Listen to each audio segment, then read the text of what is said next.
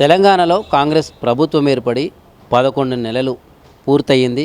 అలాగే ఇంకొక 35 రోజులు లేదా 30 రోజులు తీసుకుంటే సంవత్సరం పాలన గడుస్తుందన్నమాట.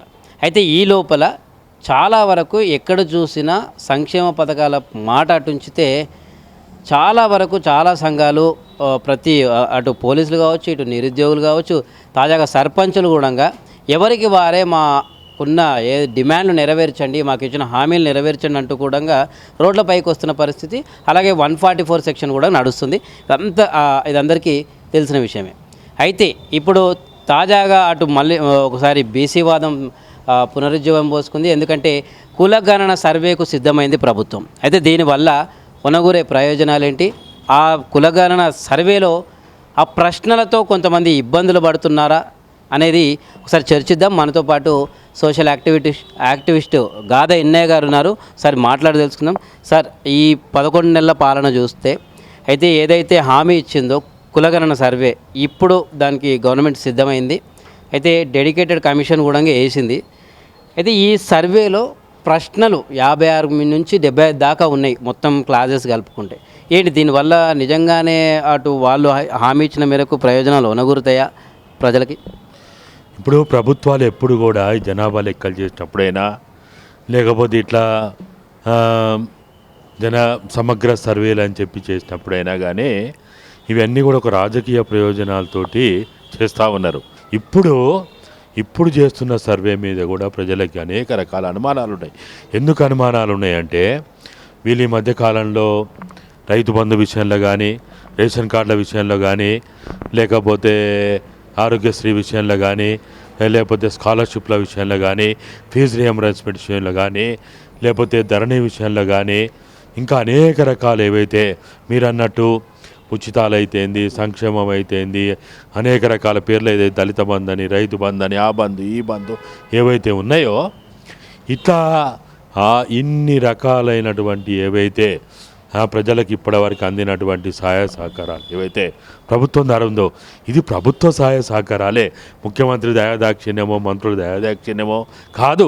చాలామంది ఏమనుకుంటారు అంటే అది రేవంత్ రెడ్డి స్కీము, అది మోడీ స్కీము, అది ఒక ఎల్లయ్య స్కీము, అది ఒక రెడ్డి అయిన స్కీము, ఇది ఒక రావు స్కీమ్ అనుకుంటుంది. ఇది వాళ్ళ స్కీములు కాదు. ఇది ఖచ్చితంగా ప్రజలు కట్టిన ట్యాక్సుల ద్వారా ప్రజలకు ఇవ్వబడుతున్నటువంటి స్కీములు అవి. అయితే దీంట్లో ఇప్పుడు మీరు అడిగినట్టు ఒకరేమో మొదట్లో కులగణన స్కీమ్ అన్నారు, కులగణన సర్వే అన్నారు.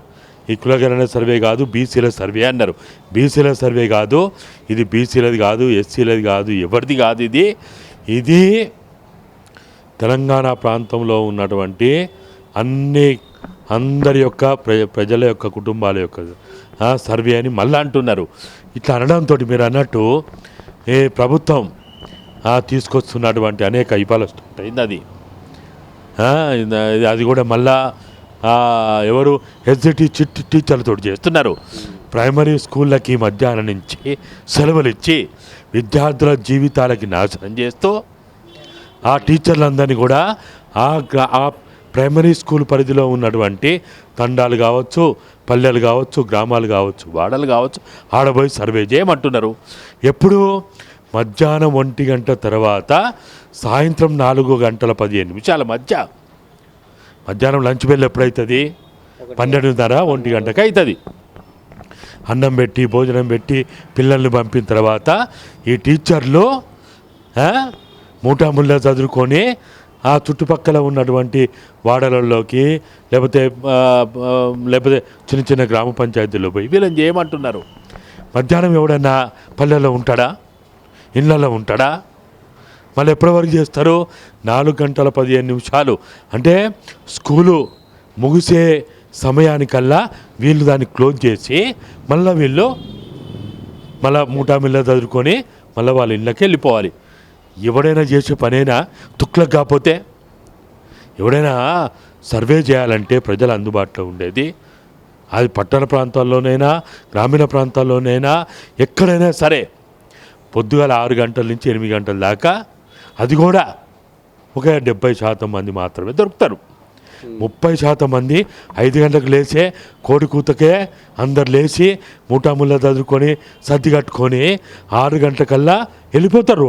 రోడ్ల మీద పడతారు. అడ్డకూలీలను చూడమా? అడ్డకూలీలు ఎప్పుడు వస్తారు? హైదరాబాద్లో అడ్డకూలీలు ఎప్పుడు వస్తారు? అనేక పట్టణాల్లో 6 గంటలకల్లా అక్కడ అడ్డల మీద ఉంటారు. అప్పుడట వీళ్ళు పోతారట, సర్వే చేస్తారట, రాసుకొని వస్తారట.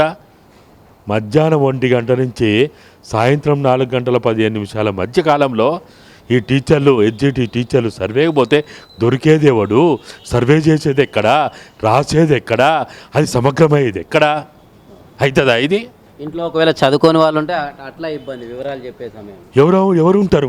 ముసలి ముత్తుకోళ్ళు, చేతులు పనిచేయని వాళ్ళు, కాళ్ళు పనిచేయని వాళ్ళు, శరీరం పనిచేయని వాళ్ళు, నోటి మాట రాని వాళ్ళు, కాటికి దగ్గరైన వాళ్ళే వాళ్ళే ఇళ్ళ కాడ ఉంటారు. రెక్కలు నమ్ముకొని, కాళ్ళని నమ్ముకొని, శరీరాన్ని నమ్ముకొని బతికేటోడు ఎవడైనా ఇళ్ళలో ఉంటాడా? అది కూడా మధ్యాహ్నం పూట ఉంటాడా?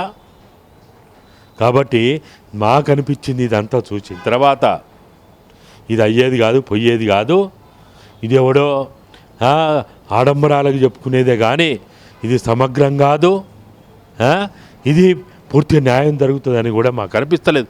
మా వాడు ఏం రాసుకొస్తాడు? ఎవడో వాడో వీడో పక్కనోడో ఎవడో చెప్తాడు. వాడికి ఒక బండి ఉందనుకో, సపోజ్ మీరున్నారు, మీ ఊర్లో మీ తల్లిదండ్రుల దగ్గర మీరు ఇంటికి పోయినప్పుడు బండి వేసుకొని పోతారు. ఎంతమంది కొడుకులు అంటే 3 అంటారు. వానికి ఏమైనా బండి ఉందా అంటే నువ్వు ఎవరి బండి వేసుకుపోయినావో తెలియదు.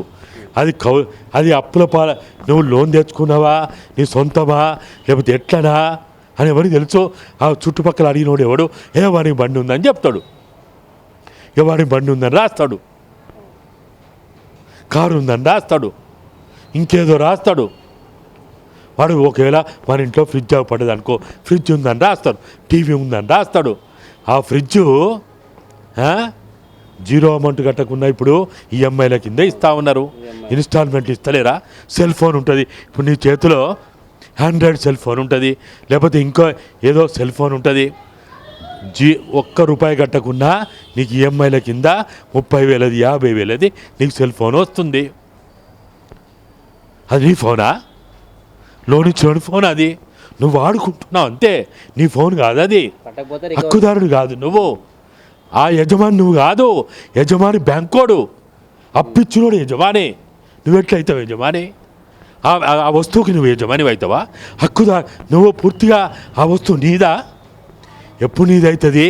పూర్తి ఇన్స్టాల్మెంట్ కట్టి మొత్తం లోన్ క్లియరెన్స్ తెచ్చుకున్నప్పుడు ఆ వెహికల్కైనా, ఆ ఫోన్కైనా, ఆ ఫ్రిడ్జ్కైనా, ఆ టీవీకైనా, ఆ కారుకైనా నువ్వు యజమాని అవుతావు. కానీ వీడు ఏం చేస్తాడు?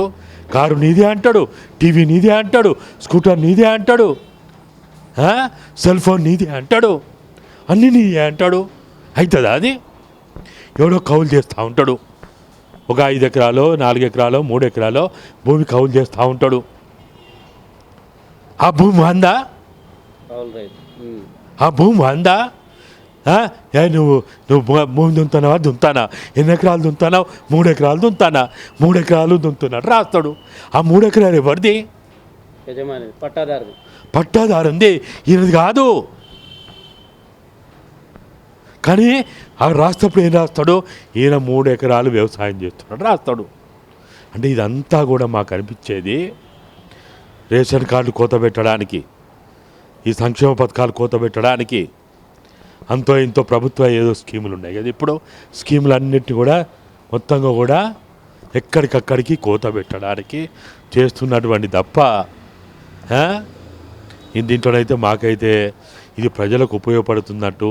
ఓటర్లు మాత్రం నమోదు చేసుకోవాలి, ఓటు మాత్రం వేయాలి, జనాభా లెక్కలోకి రావాలి. కానీ వీళ్ళు మాత్రం దాన్ని పరిగణలోకి తీసుకోరు. మరి ఇన్ని కుటుంబాలు పెరిగినాయి, ఇంతమంది కొత్తగా పెళ్ళిళ్ళు చేసుకున్నారు, ఇంతమంది కొత్తగా సొంత కుటుంబాలు అయినాయని వీళ్ళు చేయరు.